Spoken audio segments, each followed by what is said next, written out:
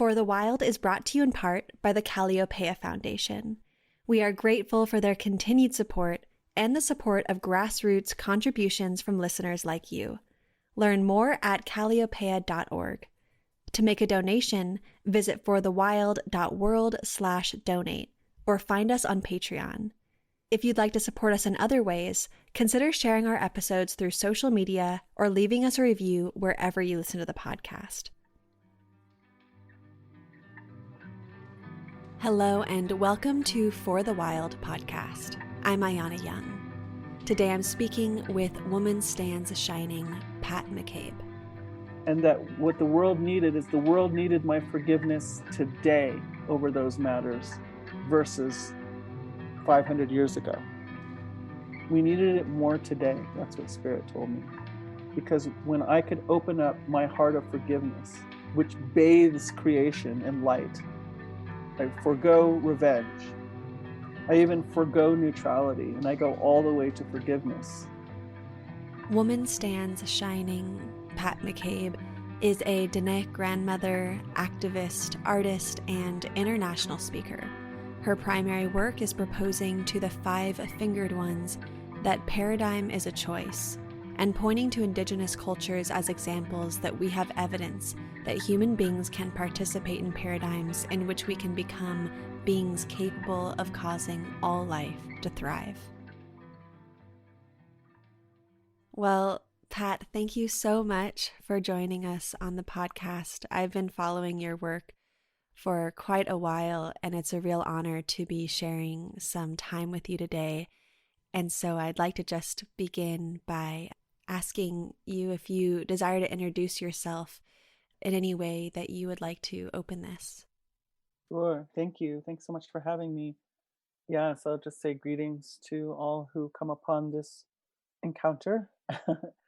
And I'll say yate, greetings to you. Shea iya, tachi inishli, aro ashi in bashishi, ma dishkeshne dashanale, klaus chi dashache, quatawas dani inishli. So I come from Dene Nation. As my daughter says, people know us incorrectly as Navajo. So I'm greeting you in our traditional way by telling you my clans.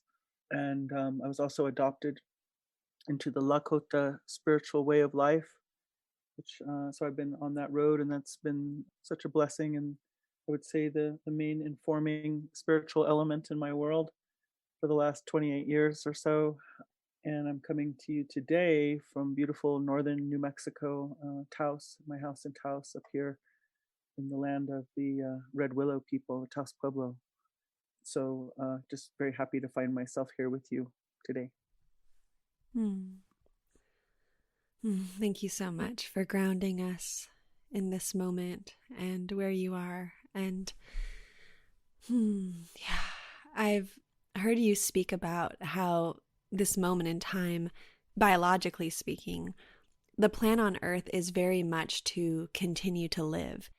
And I'd just like to start here because I think for so many of us who are in movements for environmental justice or climate justice, we find ourselves entangled in narratives that focus on extinction, loss, a lack of time, and just a tremendous amount of misanthropy. But looking at the world around us shows us that our more than human kin are giving birth all of the time. They're not ceasing their lineage of their own volition. So I wonder if you could clarify the inherent truth that life wants to exist. It is this current paradigm that does not. Well, I had the deep honor of having a conversation with Joanna Macy recently. And we were talking about, I guess, a film that's coming out that's really supposed to be very hard hitting with the facts about climate change. And anyway, she some of her work was being included, and she was just feeling tender about it. And so I think I've said this in different ways at different times, but sort of the way it kind of is coming out for me at the moment is to say that, I often say that modern world paradigm is very intellectually driven. I mean, we're very much taught to rely almost exclusively on intellect. And so I say, what the intellect, we do need intellect. I'm not trying to propose that there's no use for intellect, but I think we're way over reliant on it. And what I say is that the intellect is especially good at is making the airtight case for something or against something. I mean, if you set two people down and say, give them any kind of inspiration to say, even though you've never thought about this before, I want you to take this position, and you over here, you take the opposite position. Boy, they could probably go at it all day and all night, because that's what the intellect loves to do and knows how to do.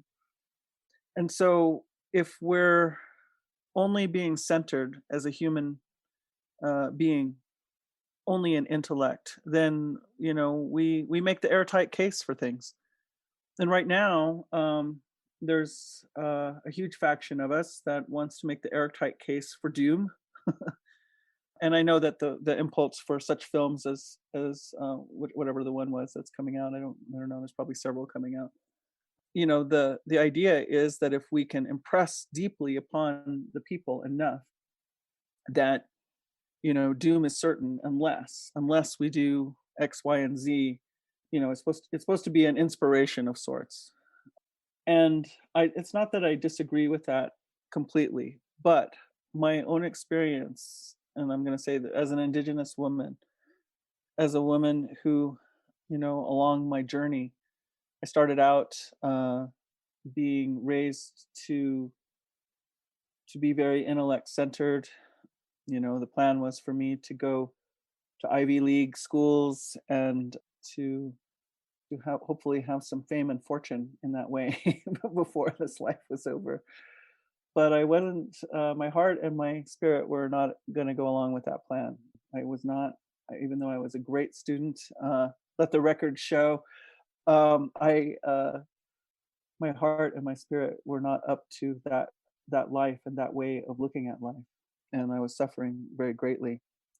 And so I started out in that realm, and when I was about 27, 28 years old, I got called into my very first Indigenous ceremony. It was kind of maybe a late start for me, some might say, but my parents and my grandparents were taken into the Dutch Christian Reformed missionary boarding schools, and so in those places they were not allowed to speak our language or practice any of our traditions or culture. And so by the time I came along, that was very absent in my immediate family. And so it's only been a little bit later in life that I've come back to this, well, I'll call my great homecoming.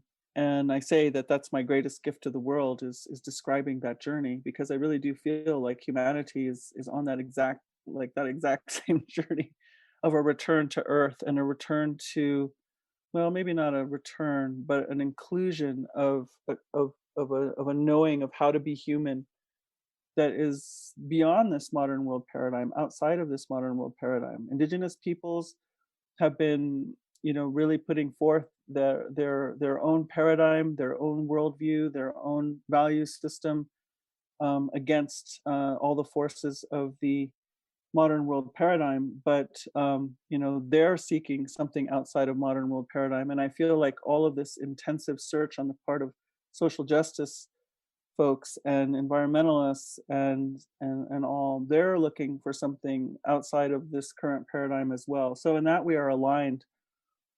But I guess what I want to say is that I have found opening up what I'll call a broad spectrum of ways of knowing that all of my spiritual practice has afforded me and allowed me to experience.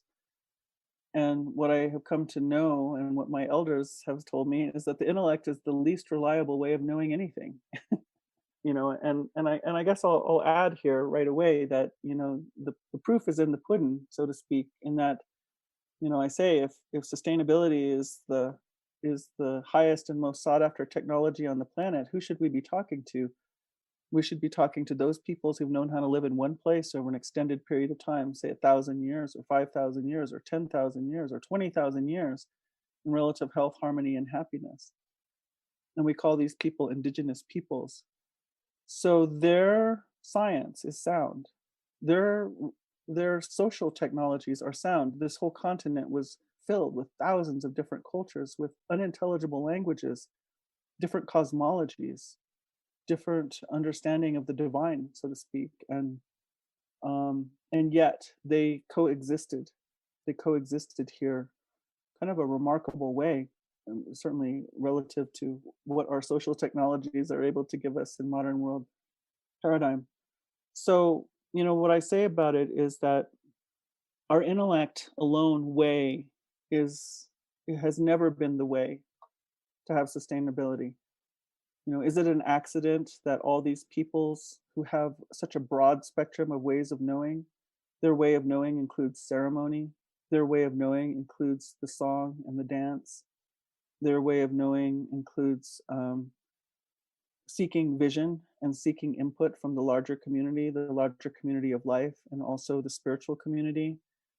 It was through opening all of those modalities that a human being has, and I'm going to say every human being has them. The question is, have they been cultivated? Have they been pointed out to us? But indigenous peoples, I'm going to say that having a broad spectrum of ways of knowing and sustainability go hand in hand for a human being. So it's not that I discount or dismiss the science entirely. I'm just saying that I don't believe that can be the whole story. And part of the way I say that is, try having a romance with intellect only, and see how far you get, and see how enjoyable it is. And that's really kind of what we've been brought into in modern world paradigm, is proposing that that we can have this incredible, deep, powerful relationship with this exquisite earth and all these exquisite beings that surround us here, uh, the beyond human, and that we are to do this without the romance, that we're to do this with intellect only. And I suspect that there are many other possibilities if we were to open up together in exploring what it would mean to expand our spectrum of ways of knowing at this time together. And so I'm going to stand for what the people stand for, the nations that I've been brought into culturally, born into, or called for.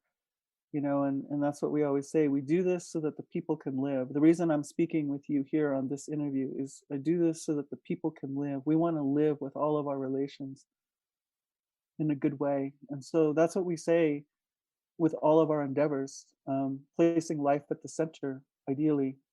And so I think we are still that. That's something that we're finding in common, is we do want to live, and we do want to live with all our relations in a good way, no matter what culture or background we come from. And so perhaps now we're coming to a convergence of understanding that was not possible until now. Hmm.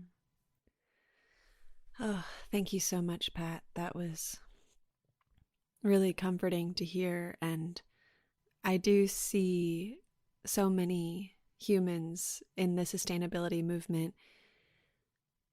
It feels kind of like running around in a cage. And I can see people wanting so badly to intellectually find the answer, so to speak. But we feel so far from it in those spaces, even with all the ideas and the analyses. And it just feels like we're going to be running around in a circle forever under this thought process. And, in talking about paradigms as choices we get to make, I've heard you raise the question of who would we be in another paradigm? And this has landed very deeply in me as I also think about the many people who are lost and suffering in this current paradigm, those who are deeply grappling with addiction, mental illness, and loneliness. And I wonder who they would get to be. And so your question is so powerful because it encourages us to get excited about choosing a different paradigm while also extending grace to those who are deeply misfitted for this current one. So, how do you see a thriving life paradigm reinstilling the honor of being a human? Hmm. Well, I think that's a gigantic proposition. And I'm pretty sure I'm the one who proposed it in just those words. So here I am, Hmm. caught out in the open. But but I guess first of all, what I'll say is, for myself, where I start getting very battered by this time is when I start trying to take the whole thing on myself. uh, when I start wanting to attend to all the environmental issues and all the issues of mental health issues and anguish of the young people, and all of the economics, and even what's happening with the water in my own home here in Taos, New Mexico. And when I start getting into that mode that wants to attend to all of it, I get beat up right away and I get diminished. And so I want to say that I have this image of me before I was born, in the spirit world. And I'm like tugging on Spirit's sleeve and saying, "Put me in, coach, put me in. I know I could do it. I know I could do something here. Just put me in. I want to go in, And Spirit finally saying, "All right, here you go. You get to go in." And so one, as I have that image for myself, I have it for everybody I meet. And I think, wow, just think about uh, choosing to come in right now, choosing to come and walk this earth right now as human being. And I say this to the young people that I encounter, as I say, man, I just have so much respect for you right off the bat, just that you're here, that you're coming in right now. And I have total faith, as I do for myself, that I came here for purpose. There's something for me to do here, and perhaps it's only I can do, or perhaps I am a part of some kind of constellation that is destined to come together. Lately, it's been feeling like that, and I offer my piece, and we are greater than the sum of our parts. And so I have to stay focused that way in what really deeply in what is mine to do. Otherwise, I do get completely run over and battered by the situation. So what I am equipped to do here is to, like I said, I is to use this incredible privilege. I mean, my people's history is harrowing. The United States government ordered every male member of my people to turn themselves in or be captured or murdered in the mid 1800s, and we barely survived that. We were walked hundreds of miles to a concentration camp in the southern part of the state. So the fact that I am here, and that I was put into East Coast boarding school, and I lived on Stanford campus when my father was getting his PhD there. I've thought a lot about how meticulous Spirit has been with my education, and my education has had very little to do with the schools I was a part of, actually. I mean, it gives me the mannerisms and the vocabulary and the language to be able to be heard by those who are also embedded in those institutions, and were given that as their platform, or being their education. But I'm going to argue for every single one of us that there has been like the real school running along side by side with that, and that has to do with all of the experiences, the families we were born into, the people, the ethnicities we were born into, the gender we were born into, um, all of that. Because as I look at my own world, I just see that I have been meticulously prepared for the role I am to play. And a large part of that role is doing exactly what I'm doing right here, right now, which is describing my journey from being a modern world paradigm human to a human that is more or less outside of that at this point, and observing. I'm observing and I'm describing that journey. So I don't know that I can say what the whole picture would be like of the thriving life paradigm. I feel like there have been groups of humans who have been operating from an ethic. This is the way I've been thinking about it lately, that when I look at the sacred hoop of life, so maybe some people have seen the medicine wheel, this circle, and we say that every single member of all living things gets to have a seat on that hoop, including human beings. We're not the whole hoop. We get to have a seat on the hoop. And that every single member is really called on to uphold its part of that sacred hoop of life. And when any member does not uphold that part, then the integrity of the hoop begins to fail. And I do believe that's what we're seeing. I do believe that Earth is suffering because humanity has forgotten to place life at the center of every single one of its endeavors. Other things have come before that, and we are experiencing the consequences of that, which is why I'm sure, my people are very, very clear and say with every endeavor, we do this so that people can live, so that we never lose sight of what's actually the plan around here. The plan on earth is life. Clearly, everything is doing one thing. It's making more life, making more life. She's always trying to find the way to push life up and out.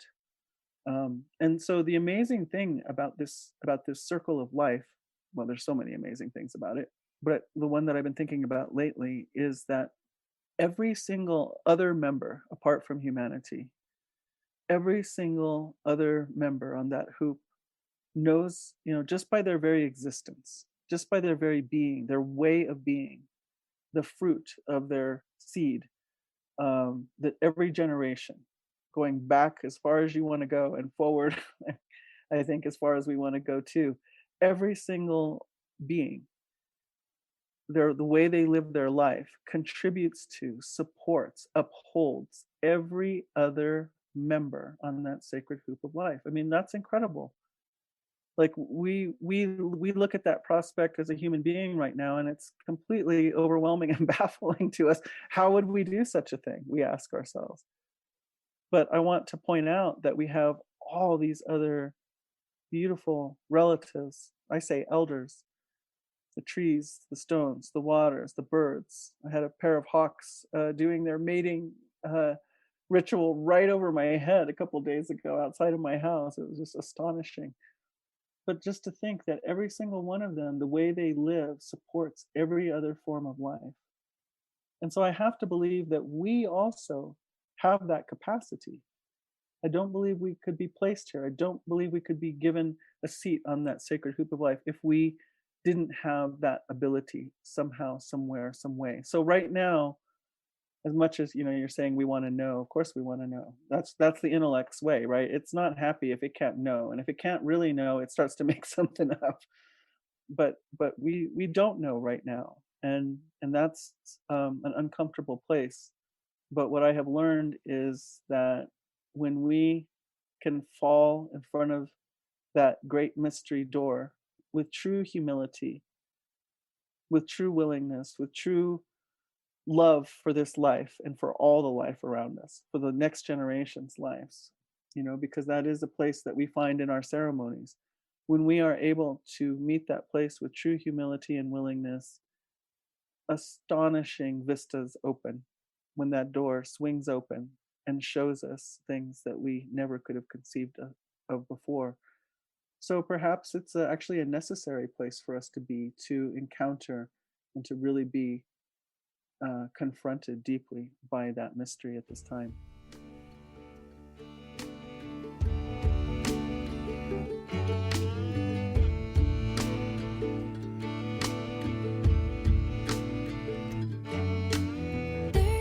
Thank yous, honey, in my heart, honey, honey, in my heart. You took me in, gave me medicine.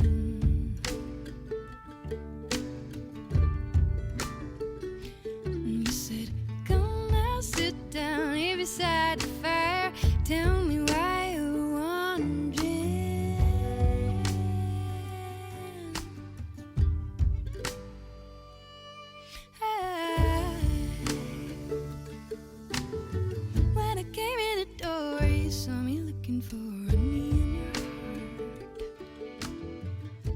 it to my lips, gave me a little sip, gave me a little sip of honey in your heart. I'd like to move into a conversation to look at how gender behaves in this paradigm. And I've heard you acknowledge that this is a very difficult conversation to have right now, but it's also desperately needed. And so often when we think, or when we talk about gender, we talk about the harm that the binary does, with many pointing out how the gender binary itself is a colonial construct. So I'm curious to enter into this topic with you in a way that holds the necessity of the non-binary while also exploring how gender behaves differently in different paradigms and how gender has been held in very sacred ways as well. So how can we have gendered counterparts without the oppressive nature of a binary? So, in this power over paradigm, in which might makes right, men are going to dominate, is what I see, because it's really about brute force. It's really about overcoming another, and so this is to me why men are dominant in this paradigm and have been dominant in this on the earth for some time now, by and large. And so we associate that power and the way it is used, that overcoming, that overpowering of others with masculinity. And there is truth in that. There's no question about that. But again, as you say, I ask myself, who would men be if they were not in a paradigm that required of them to overcome others in order to have what they need and in order to be that provider for the life bringers, the children and the elders? Who would they be then? And and so then I feel like I also have to ask, so those who appear female, if not identify as female, they are then also held in a certain position within that paradigm. And for me, I feel like it's very hard for us to take a look at gender without fully acknowledging the extent of the paradigm, that power over way, and how anybody, whatever gender, whatever race, is going to behave when you have people that are going to overpower you and make it next to impossible for you to get what you need to live. The same dynamics are going to arise, and they are arising. We're seeing it arising politically. We're seeing it arise racially. We're seeing it arise in gender. That's been going on for however, forever, for not forever, but for a very long time, thousands of years. And so I think that that's the first place that I always want to start in having any conversation about gender, is how can we really know? So I will agree that the current gender constructs are a human construct. Well, they're a product of this paradigm. And so I don't think I can even really know who I am as female outside of that paradigm. And that's what, I think that's what you're quoting from me, is that the spirit said to me, you think you know what masculine is, but you don't. And you think you know what feminine is, but you don't. All you know is how those two energetics behave in a power over paradigm.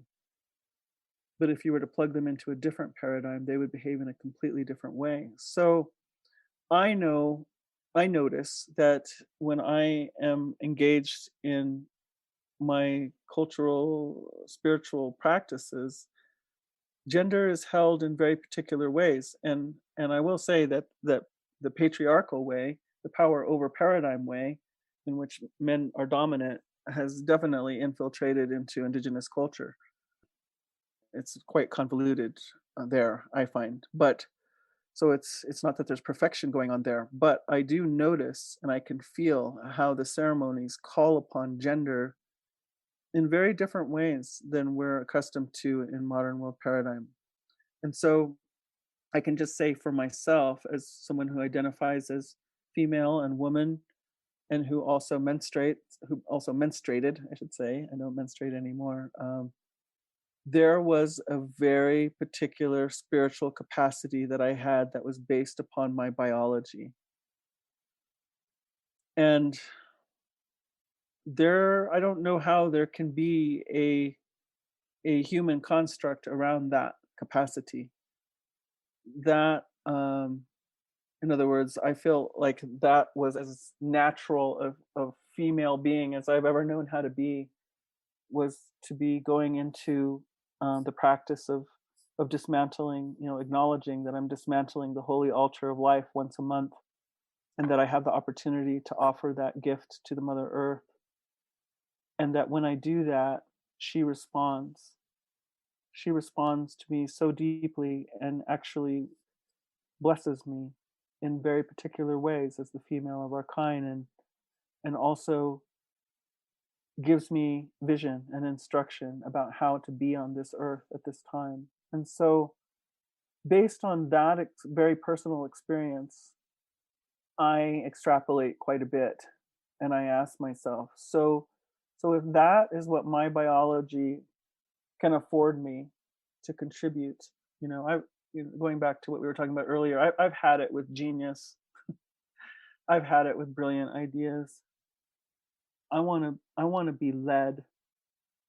I want to be called by life itself to action, because I don't think we know what we're doing. All we can keep doing is operating out of the same modern world paradigm. It's very hard for us to know, even as an indigenous person with a full on living example of how one could be a human being in a completely different way.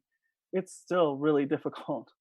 And then many people don't have that privilege, don't have that opportunity to participate in a paradigm other than the modern world paradigm. So it's quite challenging. But I'll say that, for me to be able to hear in that way, to be able to receive instruction, is so profound. And so then it makes me ask myself, then, so what do all the other genders hold for us? What does the whole spectrum of gender hold for us? The biology of the two spirit, the biology of the men and the masculine.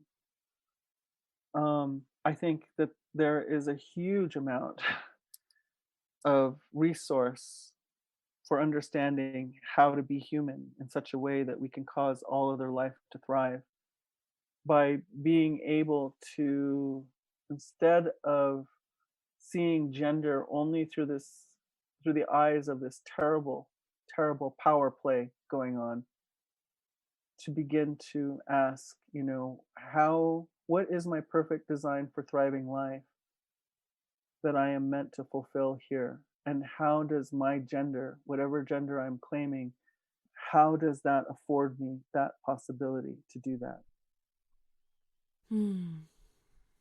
Thank you, Pat, for going there with us. And yeah, I'm thinking in terms of the wounds of gender in this paradigm. I think about the shame and trauma that colonization has inflicted upon men both here and in Europe, and how that trauma in Europe begets what unfolds here in Indigenous communities. And I know that this is a topic that doesn't always land softly, because under this paradigm, it can be so much to ask women and non binary folks to step into this approach of understanding men's participation in violence and abuse, or their silence in movements for safety and physical return of those who have gone missing or been harmed by men. But as difficult as it is, it's worthy of noting the cycle of trauma that arises. And I know that this is a question that perhaps really needs to be addressed to the men in our lives. But as someone who has traced what the witch hunts of Europe set in motion, I wonder if I could ask you about the importance of factoring this part of the story in terms of healing the masculine and feminine, and how it's also embedded into the trauma that exists between European settlers and Indigenous people in settler colonial countries. Hmm, where to begin? I'm going to begin by saying that at one point, my spirit guides told me that I, as the mother of the children that I've birthed, I am their first medicine woman, and that I can orient my people to life by orienting the babies and the toddlers and the young children to life, to what makes life, to the principles of life, to the original instructions, and that I actually guide the destinies of the people in that role of being this first medicine woman to the people. And that it's not until they get to the place of the coming of age, so as they're heading into puberty, at that point, I've already been with them 10, 11, 12, 13, 14 years, and been able to give them instruction and orientation. And so at that point, it's correct for me to perhaps turn them over to the medicine men of the community for initiation. Um, and and I imagine there are women who can also do those initiations, of course, too. But it was explained to me in that way, and it was also just added that Women's Nation has been tricked into giving up that capacity by turning our children over at very young ages to kind of random strangers, honestly. And that has to do with economics and such. But it was pointed out to me that is a possibility for who I could be as the motherer and the mothering being to the future generations. So first of all, I'm going to say that these men who are doing harm, they were raised by mothers who had been harmed also. They didn't just arise out of nowhere. And that's a really hard thought for me. But I have four sons, and it's really something to watch how they view women, how they view other humans, and to see what stirs violence in them, what stirs harshness and hard-heartedness in them. It's very, very humbling to watch my own sons and to see how well I've done in terms of this question of bringing violent men into the world. It makes me want to weep sitting here thinking about it. Such a overwhelming prospect and endeavor to raise sons. But I love my sons, and I am very proud of my sons. I'm very proud of their stand for life. I'm very proud of their stand for earth. All of them, all of them would go to great lengths and have gone to great lengths to protect earth. When my sons returned from Standing Rock, they had a new thing, a new way about them. And that way was, anytime that they were going to take action, environmental stance, and take action here in our community, they felt like they needed to have the presence, the blessing, the guidance, the prayer of an elder woman. That was new. So I really give congratulations to the women of Standing Rock for instilling in these young warriors, and of all the groups of humans, they are some of the most intimidating to me, the young warrior men. Intimidating in the sense that, I don't ever want to get heavy-handed. I feel like if I had to get heavy-handed there, well, I would. And in that sense, I'm not intimidated. But I don't ever want it to come to that with them. I want something, another kind of relationship with them. And so I've been thinking a lot about this at this time, as I come into my elder womanhoodship. As I say, I think in our old societies, pre-colonization, we went to war at times with different our different tribes surrounding us for different reasons. And I believe that it was most likely the elder women who had the final say about when we go to war. As being, I call myself holy earth surface walker, life bringer, life bearer, and I stand with the full authority of the Mother Earth with me, behind me, as me, and I'm always in the position and have the authority to speak on behalf of life in every situation. So that's how I claim my gender. and and so to have these young men asking, as they watch the world be torn asunder, to have them pause and stop and ask, what do our elder women have to say about our actions? That is really some powerful medicine woman work that was done there. So I acknowledge that. And I asked myself, how do I know how to give that guidance to these young warrior men? I need that is a piece of training that I have missed in this life between these two paradigms. But I want to know the answer. And actually that's one of the conversations that Joanna Macy and I were having, is how do the elder women reclaim that role, to be a guide, to be a voice, to be a help, and potentially to be that final permission. What do I need to do to really know how to do that with these young warrior men? So I don't think I've ever answered this question in this way before, but it's coming out this way today, and I guess what I'm trying to say here is, um, we women have an enormous influence in this world, not through the power over paradigm, but through the actual real life authority, which is this Mother Earth. She is the final authority. There's no bigger authority than her. We're not living on Mars, we're not living on Jupiter, we're living on Earth, and it's going to be her way or not at all. We think we're going to bend her way to our will. We're not. Impossible. Cannot, is not going to happen.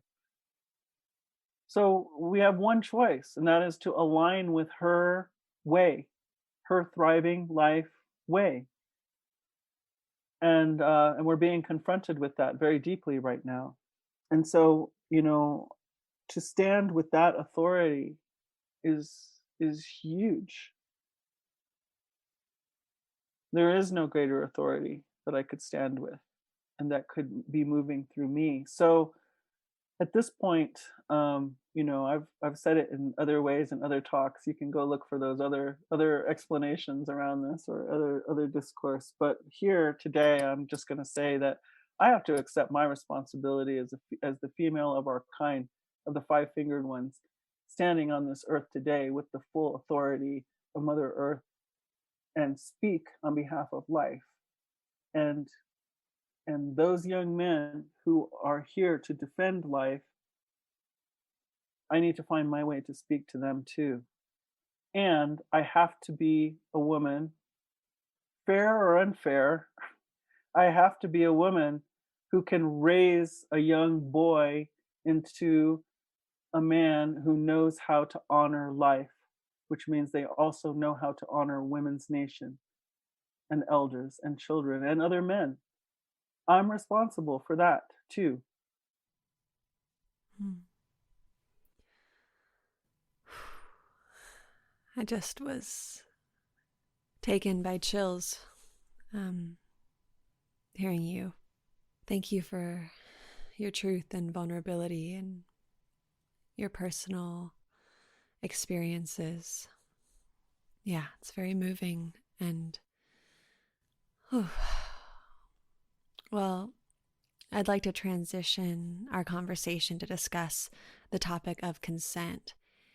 And there are so many facets we could cover, but something I've really been sitting with is how Western ideology and capitalism raise us to understand that in our life, in order to obtain our desires, we must never take no for an answer. We are never taught to respect limitations or how to take no for an answer gracefully. So, do you think true consent is even possible in this paradigm? Is it possible in this paradigm? I'm not so sure it is.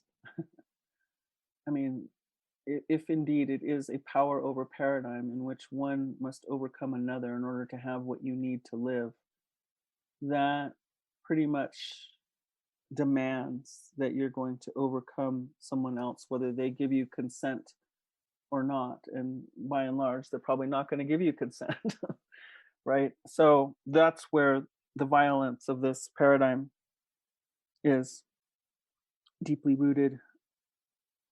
You know, I think about what it when I try to feel into what would it be like for me to be a human being that causes all other life to thrive? My very presence does.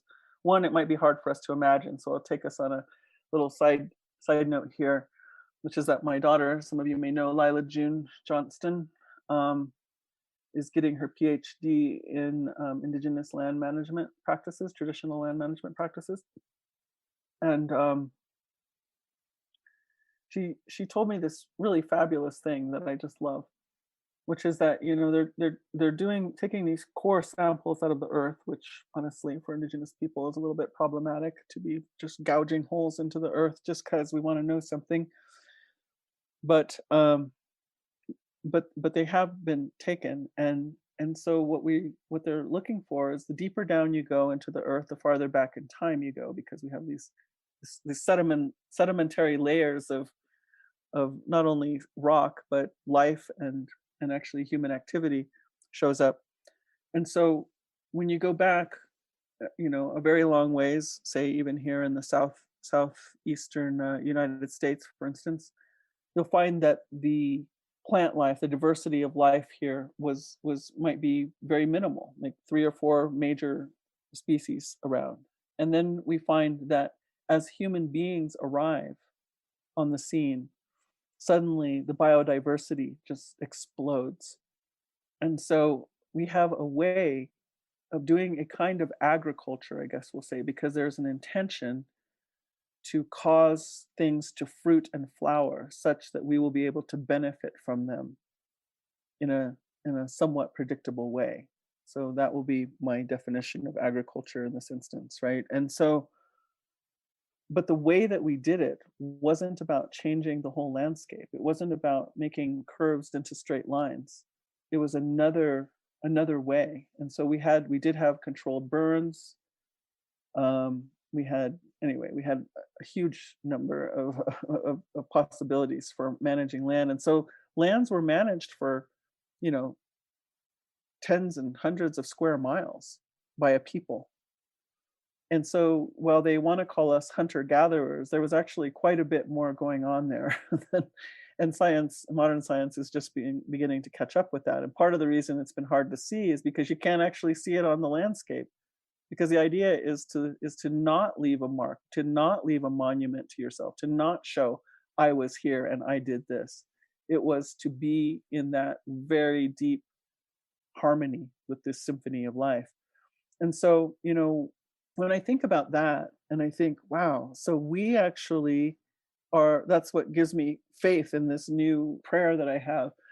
We actually could cause places to thrive, to explode in biodiversity in a way that was not harmful, in a way that was welcome. And so it's given me this new perspective on us as a species, because I think right now I say we have low self-esteem as a species, that everything we touch we destroy. Well, that hasn't always been the case, and it really hasn't been even all that long ago relative to the age of Earth, and actually the age of human presence on Earth, which science hasn't quite caught up with yet either. But they keep making discoveries that keep pushing that time further and further back, don't they? We're saying hundreds of thousands of years. And so when I see that and I think, wow, we have that capacity. But what was at the root of it? And I'm going to say what was at the root of it is this understanding of the sovereignty of all beings. that when we acknowledge every being, again, as having not only the right to be there, but as actually a necessary part for my own well-being and the well-being of every other life form. I mean, that's what every plant is. Is it's there supporting all the rest of the life. So yes, I have to think very carefully about what I'm going to do if I'm going to interfere with its trajectory of what it has to offer. And so to me, this idea of consent, having consensual relationships. So here we are, bound by a deep law of consent, of the acknowledgement of the sovereignty of all beings, and we're all required to eat each other. I mean, it's the craziest setup, right? Like we all have to eat somebody, whether it's a carrot or a venison or whatever it's going to be, right? We're going to interrupt a life. So that means that we have to come into some kind of place of consensus and consent. We have to have a consensual relationship. So this is why we make offerings when we're going to take plants, plants for medicine. We ask permission. Who wants to come? Who really needs to stay? And we make sure that we take only one out of every three or four, so that because those beings have to continue on in order for everything to be well in a region, right? So consent is inherent to this place that we live in. So your question is, do I think consent can exist in that paradigm, in modern world paradigm? I'm going to say I don't think it can, but I do know that we do have to come into a place of consent and consensual relationship with this creation that we have been placed in, if we want to continue on. Thank you for sharing your personal experience. And yeah, I'm thinking about how Western narratives around environmentalism and climate change, they fix it on humans as these great destroyers, which we've been discussing in this conversation. And I think many of us have a hard time challenging that notion because we know that the behavior of some is indeed driving many kin to their extinction. But I've also been reminded by many leaders that change is inevitable and the universe is always in flux.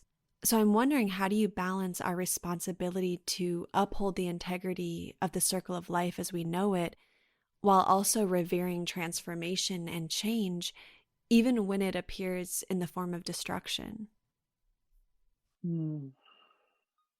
Well, I think what helps me hold that is culturally, we say that we have already been through several worlds. So sometimes you might hear indigenous people talk about the fourth world or the fifth world or the sixth world or the fifth sun or such like that. And so we're talking about this very, very long history that I alluded to earlier, hundreds of thousands of years of humanity, being human presence here. And there have been rises and falls with it. We've lost worlds. My clan grandfather says that the reason we lost the last world, which was with the flood, was because men and women believed they could live separate from each other. So some cultures even say we know how we lost our worlds and had to begin again. And then we had some benevolent relatives. For us, we say it was the dragonfly that led us through the hollow reed, through the water, to be able to come to the upper world again and begin again. So those stories is that everybody likes to call myths, as though, I don't know, I'm not sure what that word means anymore. But it implies to me that it's not real. It's not a true quote unquote story. It's a some kind of moral teaching or a flight of fancy. But I'm going to say not so. And so I think for me, again, I have to go back to what did I come here for? What is my reason for being here now? And what can I do? And I went through a period that I know many people I encounter go through and might still be going through, and certainly young people are thinking it over that I encounter, which is it too late? Is it too late? And what's the point, or whatever like that? And I feel like the way that that got sort of resolved for me is to say, I feel that my work is either going to help with this fantastic wake up that we all hope will somehow happen in the midst of all of our dogmas and hoarding and etc. All the many addictions we have to ways of life that destroy life. But we nevertheless hold out that there's going to be this wake up. So either that will happen, and my work will contribute to that, or my work. I feel like some of the work I get called to do is to. So, for instance, when I was called to do the work around the witch hunts in Europe, and that was named an archetypal wounding of humanity, to realign our course there, to retell the truth of this of the matter and the stories about what that really was and what really happened there and how that altered the course of humanity, to really spend the time there and to come to the understanding and to be willing to be instructed and even torn asunder and reassembled, which is pretty much what happened to me there, and then to be able to tell the story in a new way. They said it will automatically change your trajectory into the future. And so I trust that. I believe that. I believe that is what is happened at the time when we did the ceremony and is still unfolding now. Um, but I feel like uh, that that reconciling was almost a moral realignment, and my sense is that that level of healing and realignment plays out along the line of time, even if we end up losing this world and only some of us get to begin again. Uh, that bit of work somehow sets us up to be in a better place than we would have been had that work not been done. So that's probably as literal as I've ever been. I've ever spoken about that, but that is how I feel about it. So our forgivenesses, our reconciliations, our acknowledgments of traumas that we have inflicted upon each other, all those are so important. They're so important. I don't think we can begin to understand how important they are. And I was shown during the time of doing the ceremonies in Europe around the witch hunts that, my job is to hold the faith. My job is to hold the light, perhaps over hundreds of years. And the prayers that were made by the women and men and children that were suffering during the so-called witch hunts, they're being answered today, some of them. So what is that, 300, 400 years later? And I'm supposed to hold the faith through all of that.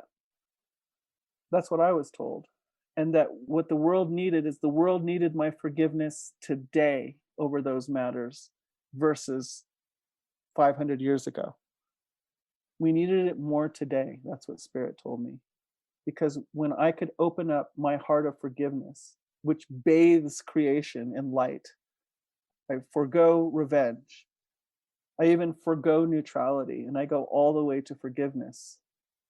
That's a blessing for the world. And Spirit said, well, you know what? We needed that blessing for this world right now. And so it gives a really different meaning to me about that phrase, the meek shall inherit the earth.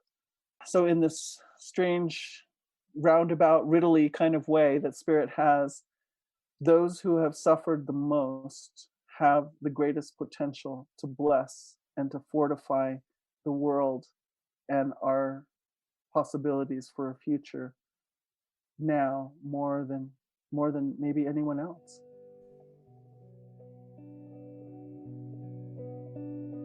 I ride the lightning and play with the raindrops,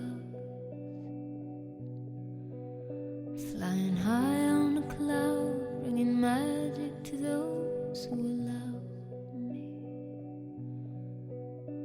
And I don't fear anything, my life is made believe. Dragonflies kiss all my dreams.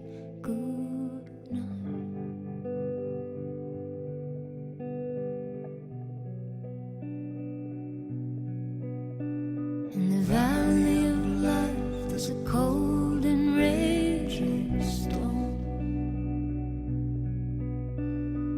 people die lonely, afraid and lost in the dark,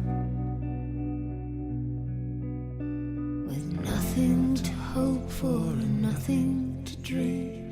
A dragonfly loses her wings to fly.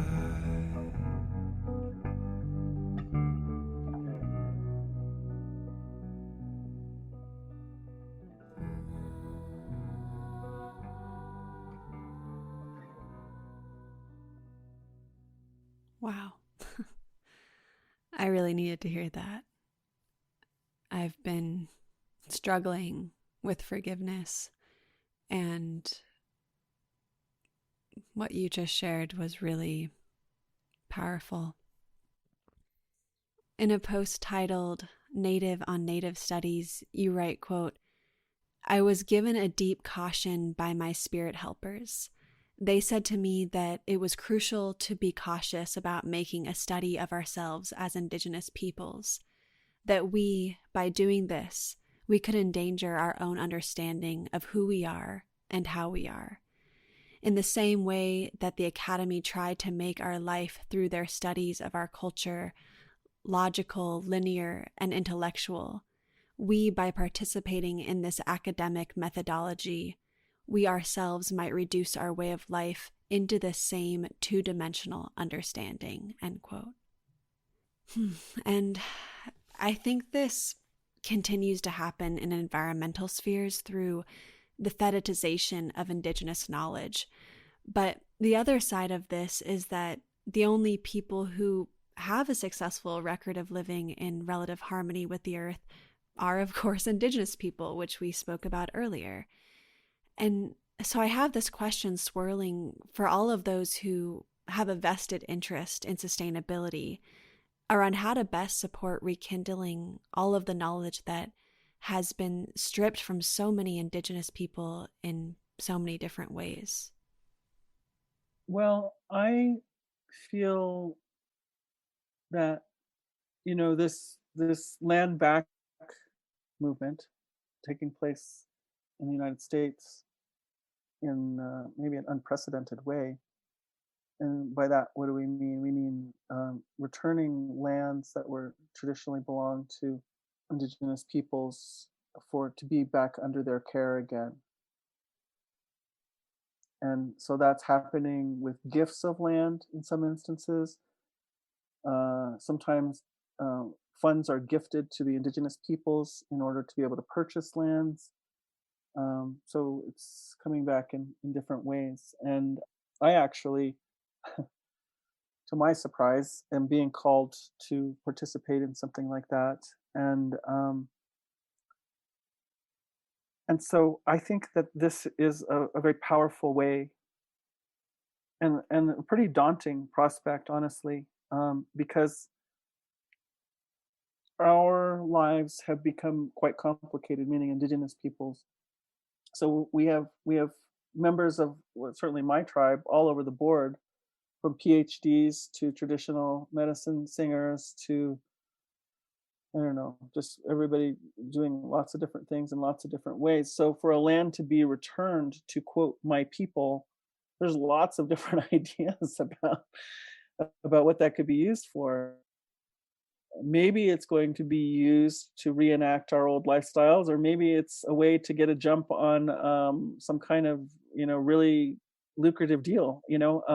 It's hard to say what would happen in some instances. Well, I've used my own Dene tribe as an example. I don't really know what would happen if certain lands were returned to us at this point. Which ideology would win out at this point? But I feel that when we raise that possibility, that there is this possibility of, because it's hard for modern world to understand what it means to be so closely tied to a very specific location for thousands of years. It's almost beyond our imagining. It's almost beyond my imagining.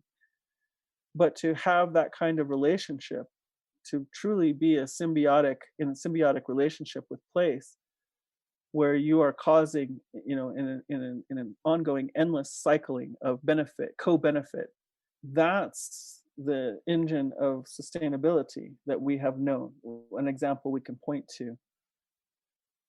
So can that be recreated? Can we continue on and do that? So when we're not able to be in the places that we had that relationship with, in many instances, we can't really truly be the full nature of our people, of our culture. I say the Mother Earth, culture isn't a human construct. Culture is the Mother Earth expressing herself as human being in any given place. So to get that level of relationship going is going to take a lot. And I think Indigenous peoples can do this. I think we still hold enough of our ceremonies. We could say it's literally in our blood and our DNA. My blood and my DNA is built for desert, high desert. I don't do well in tropical humidity. I mean, I enjoy it for short periods, but it's not that easy for me to thrive there. I mean, it's literally in my DNA to be in this part of the earth, the southwest of what we now call the United States. And so to help these indigenous peoples begin to make those relationships again, sometimes the land that's being returned might have to do with our initiation processes. Maybe we haven't really been able to hold our initiations as deeply as we once did. And maybe by returning that land and allowing us that possibility, we can recreate those really profound relationships with earth. And that, what I want to point out is, yes, I know that some of my relatives feel that, my Euro descent relatives feel like they really need that part that says, yes, I am doing this because of what my ancestors did to your people.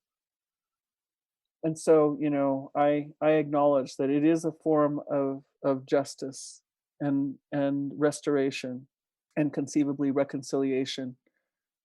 But I also want us to consider that it's going even beyond that, which is to say that when we have human beings enacting those old relationships of the most profound sustainability. I mean, I don't even like that word in that context.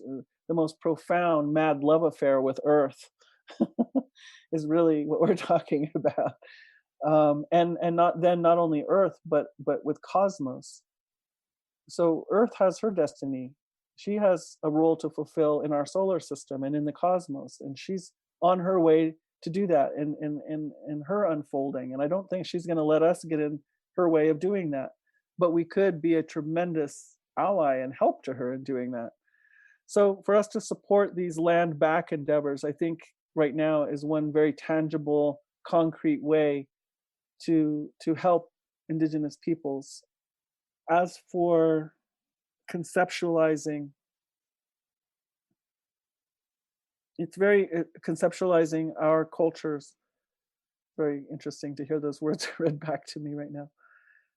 But it's hard enough for us to hold on to the truth of our, I want to say ceremonial life, our spiritual life, but that is implying as though it was somehow separate from our day-to-day life, and it's not.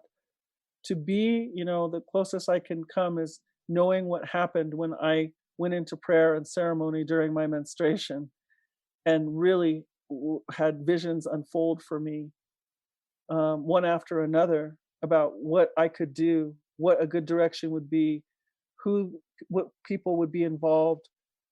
Even the ceremonies we did for the human reunion ceremonies in Europe to address the witch hunts, that was all given to me. So it's a collaborative and co-creative relationship with all the rest of the sacred hoop of life. And for those of us who are able to and can, I'm going to extend that out to a spiritual community of helpers that have been surrounding the earth and have been collaborating with human beings and earth for, I don't think we can even say how long. The white buffalo calf woman, the blue corn mothers. I'm sure there are other entities in other parts of the world, but just to name those ones, to come into that kind of deep collaboration is hard for us to come by in some ways in Indigenous culture. We're really fighting to preserve that. And so this also is a part of this question about co-opting culture, misusing of culture. So that's something that people may not realize is when there's all this, because it's very hard to make that jump. It's very hard to make that jump from intellect into the true meanings of indigenous ceremony. Very, very hard. And I know that at this time, modern world is really seeking that and really trying to do that. And one of the ways I think they feel like is the easiest way to do that is through plant medicines, because that will definitely alter your consciousness in ways that nothing else will, and that you can't explain. And things happen during that time. But honestly, I feel like those ways are like way advanced, way beyond most human beings on the planet at this time, and in order to really work with them in a way that is beneficial to life and to even your own self. In the Lakota way of prayer, we say we pray with our own juices. So we're not involved in hallucinogenics. We come into vision through fasting generally, and prayer and song, and to drop into that place is so precious. So to for folks to come along and want to hop right in, just notice. I'm not saying it should never happen. I'm probably more open than many indigenous people you'll meet, but I do see that it's a little bit hard sometimes with this clamoring of people using these ways when they're coming out of intellect, at the same time as we are desperately trying to hold on to what we hold, not only for ourselves, but for the balance of the whole planet, of the whole earth, for ourselves, so that we can keep that straight, so that we can have that relationship that is necessary for human beings to have with earth.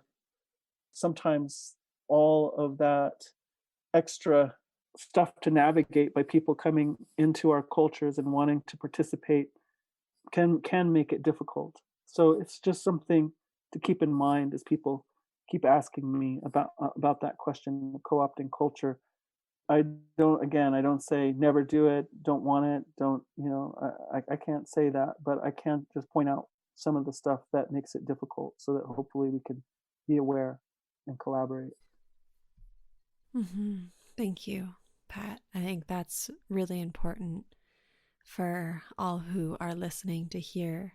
And this has been such an incredible conversation. I'm so grateful for this time with you. And as we come to a close, I have one last thought, and that is that both prophecy and science have given us certain timelines for radical change when it comes to the habitability of the planet. And I think definitions of radical change might look very different depending upon who you are speaking to. Maybe not, but I've been thinking about this messaging lately and how daunting it can be that we may have only about 5 years to, quote, turn things around. So, we kind of spoke about this a little earlier too, but to close our conversation, I'd like to ask you what radical change means for you in your day-to-day life. Well, what I'm noticing, and I think this is something that this quarantine has given everybody an opportunity, is to understand, where do you get your food from? And what does that mean? And what happens when your food supply is chain is cut off?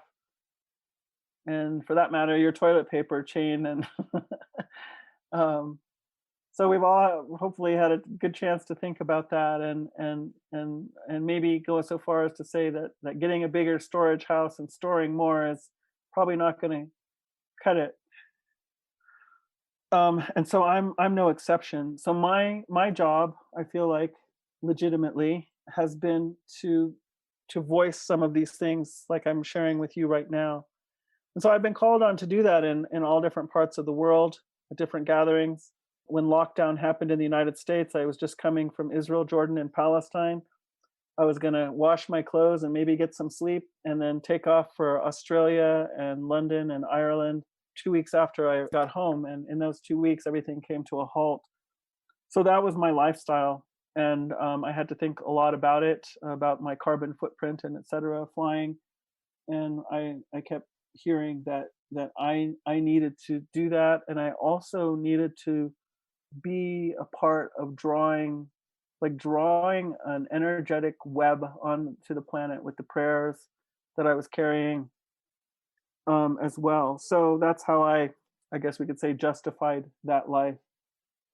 It has been really hard to just come to a screeching halt, as I as I know it was for many of us.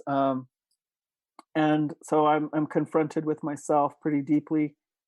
What was I? A question really came up early on. What were you in it for, really? And so I've had to gain clarity about that again. And now, like I say, this land back piece is coming up. There's some folks who have land at the base of one of our four sacred mountains that is pretty much all private land at the base. So we haven't really had much access to that mountain for our own ceremonies and such. And now they want to sell it, and they really would like me and my family to be the keepers of it. And they've always wanted Dene people to have access to the mountain. So that's like a pretty radical turn for me. Like I've been asking spirit lately, seriously. So now it's time for me to be like a homesteader. Like I wish you'd brought this up when I was in my 30s, because now I'm coming up on 60, and it's not going to be that easy. And the truth is, it's not going to be that easy for me to just put my head down and do it all myself, which is unfortunately a little bit of my mo. But no, so it's forcing me, like, if I'm really going to listen to that call, which I have always, to the best of my ability, answered every single call that spirit has ever given to me. But I'm standing in the front of this one going, wow, this is a big one, to go live out in a very remote place and to begin to build community that is based on spiritual values and principles that I hold now and that I'm going to come in to learn from my own people.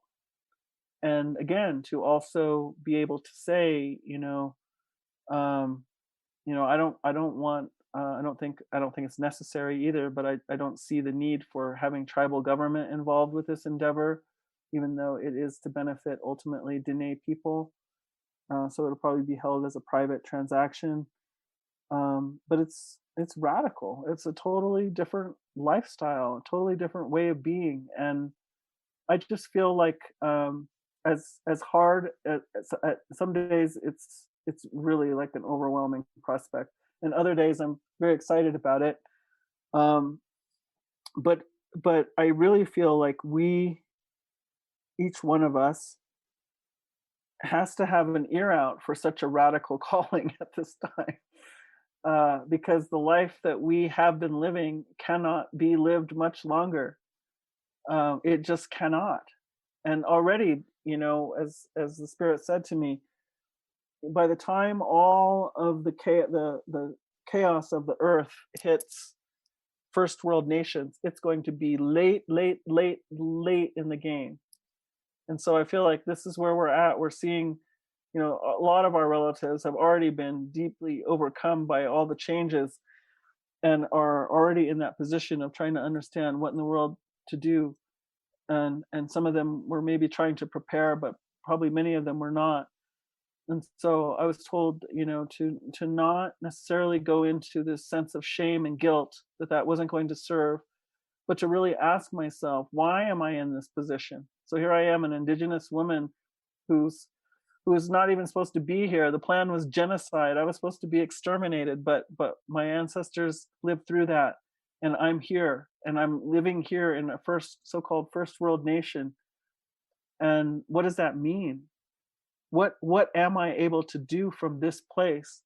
Who am I able to be, as you say, and as I've been saying, to uphold the honor of being human being now? And so this is the calling that's coming for me, in conjunction with working with a lot of other people who are involved in similar endeavors. So I feel like we are looking for our place to create, as one of my favorite authors back when I used to read pre-menopause. I read Joseph Chilton Pearce's The Biology of Transcendence, and he talks about, maybe the goal isn't to try to create global change, but the goal maybe is to create lifeboats of coherence, And that if we create these lifeboats of coherence, that when structures fall, when chaos hits, that the new will begin to coalesce around these lifeboats of coherence. And so that's another teaching that I take forward into my life right now is, and I feel like whatever this calling is that the mountain, it's actually the mountain calling, is calling for a certain kind of lifeboat of coherence there.